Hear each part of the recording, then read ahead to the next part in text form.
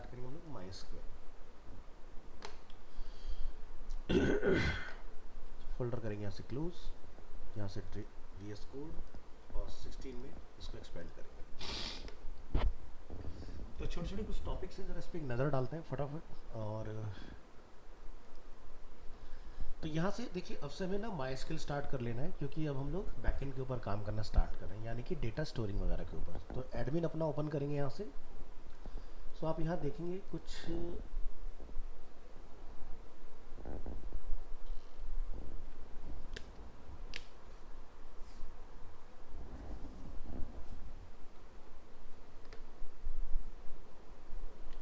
यहाँ पर हमारे पास डेटाबेसेस वगैरह अवेलेबल है इस तरह से। ठीक है, डेटाबेस क्या होता है वो अब हम लोग जरा समझते हैं थ्योरी पार्ट के थ्रू। ओपन करेंगे यहाँ से local host 9 to 1030, current month, MySQL database. So Bhumika please confirm, ये हमने सब कवर कर लिया था ना लास्ट क्लास में? Yes, sir. ठीक है। And second file also MySQL connect Yes, sir. हो गया. ठीक है। तो आज के हम लोग इसमें सेशन में देखेंगे कि हम लोग डेटाबेस को क्रिएट कैसे कर सकते हैं। ठीक है, तो अभी क्या है कि अगर हम लोग अपना कोड ओपन करते हैं यहाँ पर नंबर 3 फाइल, तो यहाँ पर हम लोगों ने इसके बारे में कुछ मेंशन किया, प्लस हमारा एक वर्किंग कोड यहाँ पर अवेलेबल है जो कि रिस्पॉन्सिबल होगा एक डेटाबेस को क्रिएट करने के लिए। और डेटाबेस का नेम हम लोग यहाँ पर जैसे डिफाइन कर रहे हैं, which is MyDB। So as you can see MyDB के नाम से मेरे पास ऑलरेडी यहाँ पर एक डेटाबेस अवेलेबल है। तो हम क्या करेंगे, इस डेटाबेस को एक्सपोर्ट कर लेते हैं, या इस डेटाबेस को हम लोग ड्रॉप कर देंगे। तो ड्रॉप कैसे करते हैं, PHP My Admin पर आपने क्लिक करना है, और यहाँ पर आप कैसे आएंगे, आपने यहाँ XAMPP से क्लिक करना है एडमिन, देन आप यहाँ से चूज़ करेंगे डेटाबेसेस, और डेटाबेसेस के अंदर यहाँ पर हमारे पास ऑप्शन होता है MyDB। तो मुझे इसको रिमूव करना है फॉर एग्जांपल, तो हम यहाँ से चूज़ करेंगे ड्रॉप, और यहाँ से हम लोग ड्रॉप के ऊपर क्लिक करेंगे इस तरह से। तो आप देखेंगे ये डेटाबेस हमारे यहाँ से रिमूव हो गया इस तरह से। तो यहाँ पर अभी जैसे हम लोग ये फाइल अपना ओपन करेंगे क्रिएट डेटाबेस, तो आप देखिएगा यहाँ पर आपका डेटाबेस क्रिएट हो चुका होगा। तो चलिए फाइल ओपन करेंगे, create database. So a database consists of one or more tables. So basically कह सकते हैं database is a collection of tables. You will need special create privilege to create or to delete a MySQL database. तो यानी कि हमारे पास permission होना चाहिए, जैसे कि अभी मैंने MyDB डेटाबेस आपको रिमूव करके दिखाया। अगर आपको किसी ने यूज़र बनाया है उसके अंदर, तो आपके पास वो राइट हो सकता है, मे बी ना दिया गया हो, आप बना सकते हैं लेकिन रिमूव नहीं कर सकते हैं। So create a MySQL database using MySQLi. The create database statement is used to create database in MySQL. तो यहाँ पर हमें एक स्टेटमेंट आ रहा है, connect successfully and database created successfully. Note, when you create a new database, you must only specify the first 3 arguments to the MySQLi object, like server का name, username and password. Tip: if you have a specific port, add an empty string for the database name argument like this: localhost, username, password, एक blank string हमने छोड़ना है, और अपना port. But ये बहुत rare ऐसा होगा, जनरली हमारा ये अप्रोच चलता है जो हम लोग ऊपर वाला देख रहे हैं। तो जरा इसके कोड को एक नज़र डालते हैं कि क्या हुआ यहाँ पर। सो सबसे पहले हम लोग कनेक्शन इस्टेब्लिश करने के लिए यहाँ पर 3 चीज़ें पास कर रहे हैं, which is a property like server name, user name and password. ये तीनों नेम जो है वो यूज़र डिफाइन, आप कुछ भी रख सकते हैं। But equal to local host जो हमने मेंशन किया, this is a predefined. Predefined क्यों हुआ, क्योंकि भाई हम यहाँ पर अपने प्रोजेक्ट को लोकल होस्ट लिख के ही एक्सेस कर रहे हैं। फाइन। नेक्स्ट यहाँ पर आता है यूज़र नेम इज़ रूट। तो यूज़र नेम रूट यहाँ पर क्यों आएगा, क्योंकि अगर आप यहाँ से यूज़र अकाउंट में आते हैं, सो आप यहाँ पर देखेंगे यूज़र नेम जो है वो रूट डिफाइन है इसमें। पासवर्ड, पासवर्ड का अगर हम लोग कॉलम देखते हैं तो ब्लैंक है, यानी कि नो, तो इसलिए हम लोग पासवर्ड स्ट्रिंग को ब्लैंक रखेंगे। देन क्रिएट कनेक्शन रिक्वेस्ट, आप एक वेरिएबल बनाएंगे $connection equal to new MySQLi, I stand for improve version which is introduce in 2012। और यहाँ पर आप इसमें server name, user name and password तीनों को डिफाइन करेंगे। कनेक्शन चेक करेंगे, इफ़ $कनेक्शन, अगर इसमें हम लोग यूज़ कर रहे हैं अपना जो हम लोगों ने उप्स पढ़ा है, तो यहाँ से हम लोग connect error is a pre defined object, तो हम इसको यहाँ पर कॉल कर रहे हैं। अगर कोई एरर होगा तो वो आपको यहाँ पर रिटर्न होगा इस तरह। तो हमने यहाँ पर लिखा है कनेक्शन फील्ड, और क्या एरर है वो आपको यहाँ मिल जाएगा। और यहाँ पर हम लोग एक स्टेटमेंट एको करा रहे हैं, कनेक्टेड सक्सेसफुली। अब हम लोग डेटाबेस बनाने के बाद, तो यहाँ तक का जो पार्ट है ये है डेटाबेस के साथ यानी कि बैकएंड के साथ कनेक्ट होने के लिए। अब यहाँ से ये पार्ट स्टार्ट होता है डेटाबेस बनाने के लिए। तो हमने यहाँ पे लिखा SQL equal to create database, जो कैपिटल लेटर में आप देख रहे हैं, दिस इज ए क्वेरी जो हम लोग डेटाबेस में चला रहे हैं, और डेटाबेस का नेम जो है वो है माई डी बी। सो यहाँ पर नेम कुछ भी हो सकता है। अब ये कैपिटल या स्मॉल कैसे भी लिख सकते हो, बट अगर आप कैपिटल में लिखेंगे तो ज़्यादा अच्छा रहेगा आपके लिए, आपको फाइंड आउट करने में आसानी होती है कि हमारी क्वेरी कहाँ पर है। देन इफ कंडीशन में हम लोग कनेक्शन वेरिएबल जिसकी हेल्प से हम लोग बैकएंड से कनेक्ट हो रहे हैं, जिसमें server name, user name and password mention है, अगर हम लोग ये सारी चीज़ें यहाँ पर डायरेक्ट भी लिख ले तो भी हमारा काम वैसे ही करेगा। सो हमने लिखा है यहाँ पर कनेक्शन, और इसके अंदर हम लोग चला रहे हैं क्वेरी। क्वेरी में हम लोगों ने एसक्यूएल वेरिएबल को हमने पास किया जिसमें हमारा क्रिएट डेटाबेस की क्वेरी अवेलेबल है। अगर ये वैल्यू ट्रू होती है तो हमारा डेटाबेस क्रिएटेड सक्सेसफुली हमें मैसेज रिटर्न होना चाहिए। अदरवाइज यहाँ पर क्या होगा, एल्स में एक एरर आएगा, एरर क्रिएटिंग डेटाबेस, और जो भी एरर होगा वो आपको यहाँ से डिस्प्ले होगा। नेक्स्ट लास्ट में ध्यान रखना है, कनेक्शन को क्लोज ज़रूर से करना है हमने। अभी क्या होगा कि जब मैं यहाँ पर आके इधर इस फाइल को रिफ्रेश करता हूँ तो आप देखेंगे यहाँ पर माई डी बी जो है वो अवेलेबल हो गया है इसके अंदर। तो जैसे बाकी के अगर हम लोग प्रोजेक्ट में जाते हैं तो यहाँ पर हमें टेबल दिखाई दे रही है कुछ, बट हमारे माई डी बी में भी कोई टेबल नहीं है। सो डेटाबेस बनने के बाद हमारा नेक्स्ट स्टेप होता है वो क्या होता है, टेबल बनाना। अब मान लो कि मेरा डेटाबेस ऑलरेडी यहाँ पर एग्जिस्ट कर रहा है और मैं अगर रिक्वेस्ट दोबारा चलाता हूँ रिफ्रेश करके यहाँ पर, तो आप देखेंगे connected successfully but error creating database, can not create database, my D B database is already exist. तो एरर आपको देखो ये हेल्प करता है, ठीक है। बैक करेंगे अपनी फाइल को, ओपन करेंगे क्रिएट टेबल, तो आप यहाँ देखेंगे table created successfully. So a database table has its own unique name and consists of column and rows. So create a MySQL table using MySQLi. The create table statement is used to create a table in MySQL. We will create a table name which is MyStudents with 5 columns like ID, first name, last name, email and registration date. यहाँ पर spelling mistake हुआ है, इसको correct करेंगे। And registration date, और इसके बाद हमारे यहाँ पर रिटर्न होगा जो हमने क्वेरी अपनी नीचे चलाई हुई, connected successfully and table created successfully.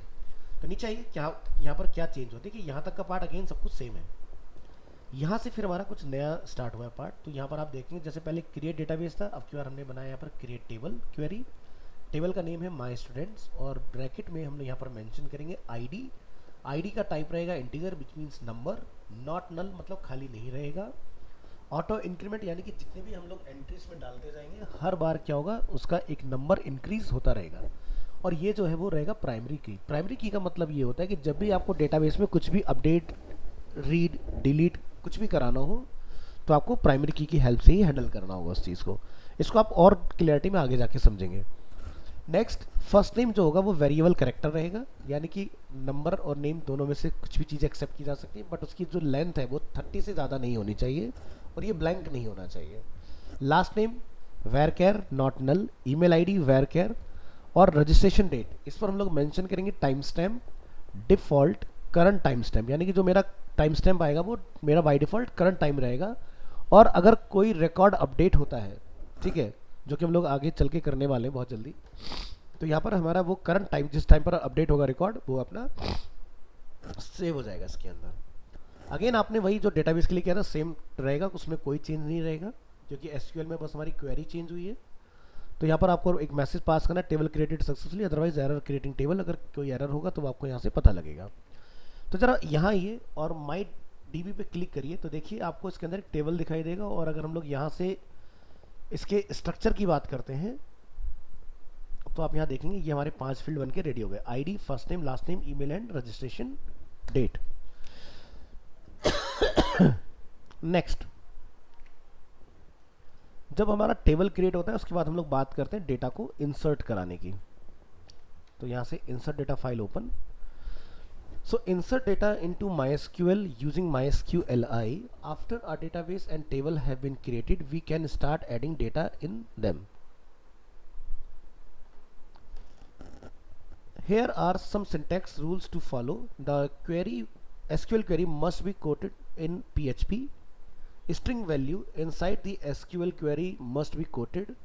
Numeric value must not be quoted, and the word not null must not be coated, यानी कि सिर्फ और सिर्फ स्ट्रिंग वैल्यू को हमें कोट में डालना है, बाकी सारी चीज़ें नॉर्मली ही हमारी जाने वाली हैं। The insert into statement is use to add new records to a MySQL table.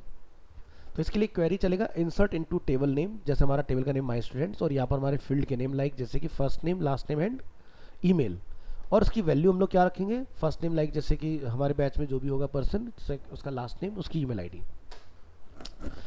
सो यहाँ पर हमें ध्यान क्या रखना है कि अगर हम लोग यहाँ पर ऑटो इंक्रीमेंट का यूज़ कर रहे हैं, if a column is auto increment like the ID column और timestamp with default update of current timestamps like registration date column, it is no need to be specified in the SQL query.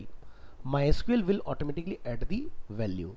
कहने का मतलब ये कि जब हम लोग यहाँ से इसमें डेटा इंजेक्ट करेंगे तो हमें तीन चीज़ों को पकड़ना है, आईडी और हमें रजिस्ट्रेशन डेट को टारगेट नहीं करना है, ठीक है, क्योंकि आईडी हमें SQL ऑटोमेटिकली देगा 1 2 3 4, और टाइम जो होगा वो भी SQL में ऑटोमेटिकली देगा कि किस टाइम पर हम लोग रजिस्ट्रेशन अपना कंप्लीट कर रहे हैं, राइट।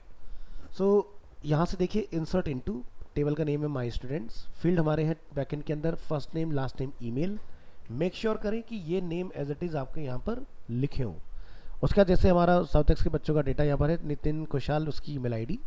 और जब हम लोग इसको यहाँ से सेव करके फाइल को ब्राउज़र में करेंगे रन, सो आप यहाँ देखेंगे एक इंसर्ट डेटा हमारा सक्सेसफुली हो गया, न्यू रिकॉर्ड क्रिएटेड सक्सेसफुली। और जब हम लोग यहाँ से माई स्टूडेंट पर क्लिक करेंगे तो आप यहाँ देखेंगे नितिन की आईडी देखो 1 हमें बैकएंड ने ऑटोमेटिक दे दिया, नितिन कुशाल और नितिन कुमार उसका ईमेल आईडी, और हमारा टाइम 10:38:55 पर हमने इसको रजिस्टर किया है इसके अंदर। तो इस तरह से ये हमारा रिकॉर्ड बनता है। अब ये तो हुआ सिंगल एंट्री। मान लो कि मुझे मल्टीपल एंट्री बनानी हो तो क्या होगा, सब कुछ सेम रहेगा, ठीक है। बस यहाँ पर हम लोग इसको ज़रा चेंज करके आपको दिखाते हैं। Insert Multiple SQL statement must be executed with the MySQLi multi-query function. The following example add 3 records to the MyStudents table और new records created successfully, हमें ये मैसेज रिटर्न हुआ है। तो ज़रा नीचे आते हैं कि हमने क्या चेंज किया। तो आप यहाँ देखेंगे एक मेंशन है, पहले लिख रहे थे only query, this time we added here multi query. Check करें, आप यहाँ देखेंगे ओनली क्वेरी है सिंगल के लिए और मल्टीपल के लिए मल्टी क्वेरी। सो यहाँ पर हमने देखो जैसे जावास्क्रिप्ट में हम लोग क्या करते थे, रीअसाइन करने के लिए प्लस इक्वल टू, तो PHP में प्लस तो चलता नहीं, हम लोग कॉन्कैटिनेशन जो करते हैं वो डॉट के साथ करते हैं जहाँ भी करते हैं। तो यहाँ पर प्लस इक्वल टू की जगह पर क्या चलेगा, डॉट इक्वल टू। सब कुछ सेम रहेगा, कोई चेंज नहीं होगा, बस लास्ट में आपने ध्यान रखना है कि एक सेमीकोलन आपका कोड के अंदर आएगा मल्टी क्वेरी के केस में। सिंगल के केस में हमारा क्या होता है, एंड में आता है, बिल्कुल यहाँ पर नज़र डालिए, और मल्टी के केस में आपको यहाँ भी बंद करना पड़ेगा इस तरह से कोड के अंदर। तो यहाँ से हम लोगों ने 3 स्टूडेंट्स की और एंट्री इसमें इंजेक्ट की हैं। तो जब आप यहाँ से इसको रिफ्रेश करेंगे तो यहाँ पर देखिएगा आईडी सबका और टाइम जो है सबका डिफरेंट हो जाएगा। तो आईडी हो गया 1 2 3 4 2 3 4 सॉरी 1 ऑलरेडी एग्जिस्ट कर रहा है, और बाकी सभी जो 3 एंट्री बनी है वो 10:39:29 सेकेंड्स के ऊपर अटैम्प्ट हुई है आज की डेट में। तो इस तरह से आप देखेंगे यहाँ पर बैकएंड में एंट्री स्टोर हुआ अपना। नेक्स्ट हम यहाँ पर देखेंगे लास्ट आईडी, कि भाई जो लास्ट हमारा ऐड हुआ है उसकी आईडी क्या है। वैसे तो यहाँ पर आपको बैकएंड में पता चल जाएगा, लेकिन अगर मान लीजिए कि आप किसी ऑर्गेनाइजेशन में काम कर रहे हो, आपके पास बैकएंड का एक्सेस नहीं है, तो आपको कैसे पता चलेगा कि लास्ट आपका आईडी क्या है। तो उसके लिए हम क्या करेंगे, यहाँ से एक और एंट्री बनाएंगे, MySQLi गेट लास्ट आईडी, इस पर क्लिक करो, और if you have an insert or update on a table with an auto increment field, you can get the ID of the last inserted updated record immediately. In the table my students, the ID column is an auto increment field. The following example are equal to the example from the previous example, except that we have added one single line of code to the ID of the last inserted record. We also echo the last inserted ID. तो हमारी last inserted ID हमें यहाँ पर return हुई है 5।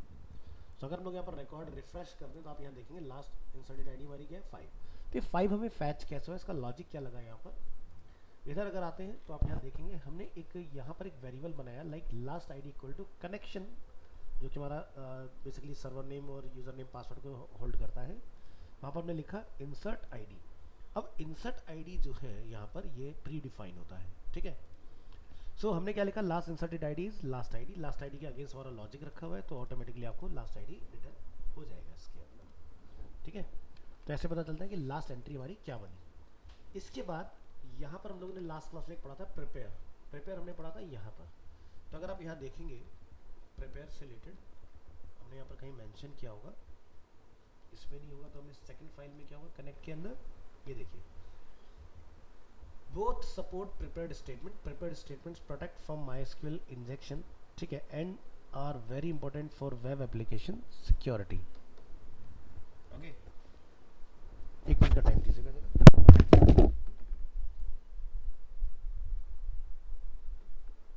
Hello, audio check कीजिए। So last option हम लोग देखेंगे प्रिपेयर्ड स्टेटमेंट, तो रिफ्रेश करेंगे, यहाँ पर देखिए prepared statement are very useful against SQL injections. Generally जो हैकर्स होते हैं वो एसक्यूएल इंजेक्शंस के थ्रू ही आपके डेटाबेस वगैरह में हैक वगैरह करते हैं, जिससे हमारा डेटाबेस सिक्योरिटी वगैरह जो होता है वो ख़राब हो जाता है।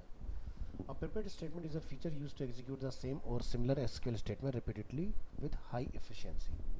Prepared statement basically work like this. Prepare an SQL template. Statement template is created and sent to the database. Certain values are left unspecified called parameters labeled question mark. Example insert into my guest values. इस तरह से तो 3 value हम लोग यहाँ पर question mark लगा के छोड़ देंगे। The database parses, complies and performs query optimization on the SQL statement template and store the result without executing it. And third, execute at a later time the application binds the value to the parameters and the database executes the statement. The application may execute the statement as many times as it wants to be different value. So compared to the executing SQL statements directly, prepared statements have 3 main advantages. Prepared statement reduce parsing time as the preparation on the query is done only once, although the statement is executed multiple time. So कई बार क्या होता है, जैसे मान लो अगर मैं अगर मैं इस वाली फाइल को चला देता हूँ जो नंबर 1 है, तो अगर मैं बार बार पेज को रिलोड करूँ तो बार बार क्वेरी चलेगी और डेटा इसके अंदर स्टोर होता रहेगा, बट प्रिपेयर में ऐसा नहीं होगा। Bound parameters minimize bandwidth to the server as you need send only the parameters each time and not the whole query. Prepared statements are very useful against SQL injection because parameter value which are transmitted later using the different protocol need not to correctly escaped. If the original statement template is not derived from external input, SQL injection cannot occur. So the following examples use prepared statements and bound parameters in MySQLi. So आप यहाँ देखेंगे new records created successfully, code lines to explain the example above. सो यहाँ पर आप देखेंगे जैसे हम लोगों ने अर्लियर जो एग्जांपल देखा है, first name last name email, और हमने यहाँ पर तीनों वैल्यू को डिफाइन किया था, बट इसमें हमने क्वेश्चन मार्क का यूज़ किया है। In our SQL we insert a question mark where we send to substitute in an integer string double और block value, then have a look to bind parameters function. तो हम लोग यहाँ पर statement bind parameters 3 value तो हमने 3 time S and first name last name and email. The function this function binds the parameters to the SQL query and tell the database what the parameters are. The SSS argument lists the types of the data that the parameters are. The S characters tells MySQL that the parameters is a string. So यहाँ पर तीनों जो data है हमारे क्या है, string value, first name last name email, तो हमने इसको लिखा 3 time S. So I stand for integer, D stand for double, S stand for string, B stand for block. Block क्या होता है आगे समझेंगे इस चीज़ के बारे में. We must have one of these for each parameter. By telling MySQL what type of data to expect, we minimize the risk of SQL injection. If we want to insert any data from external source like user input, it is very important that the data is sanitized and validated. So मान लीजिए आपका लिखा है first name और वहाँ से किसी ने जावास्क्रिप्ट का कोड लिख के आपको सबमिट कर दिया, आपका डेटाबेस क्रैश ना हो जाए उसके लिए ये सबसे बढ़िया अप्रोच रहने वाला है।